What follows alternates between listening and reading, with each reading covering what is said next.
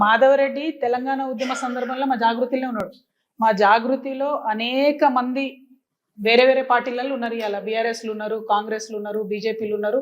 అట్లనే అన్ని డిపార్ట్మెంట్లలో మా వాళ్ళు ఉన్నారు. పోలీసులు, ఎస్ఐలు, రెవెన్యూలు. మాది 20 ఏళ్ళ సంస్థ, చిన్న సంస్థ కాదు. వేల మందిని నాయకులను ప్రొడ్యూస్ చేసినాం. ఎట్లయితే ఠాగూర్ సినిమాలో చిరంజీవి గారికి అన్ని డిపార్ట్మెంట్లలో ఉంటారో అట్లా మా జాగృతి వాళ్ళు అన్ని దగ్గర ఉంటారు. అయితే మా కర్మ ఏంటంటే ఈ పాప మీ పిల్లగాడు పోయిండు, బయటకు పోయి ఏదో కమ్యూనిటీ ఆర్గనైజేషన్ పెట్టుకున్నాడు. మాది పనిచేస్తాడు. ఎవరి కమ్యూనిటీ కోసం వాళ్ళు పనిచేసుకుంటారు. ఆయనను తప్పుదో పట్టించి హరీష్ రావు గారు కేసు వేయించి ఆయనతో పాటు ఇంకొక ఆయనతో ఆ కేసు వేసిన రోజే నేను చెప్పిన దీని వెనుక హరీష్ రావు గారి హస్తం ఉందని. అది ఎప్పుడు రుజువైంది? నిన్న ఈ మాధవరెడ్డికి టికెట్ ఇచ్చుడుతో రుజువైంది.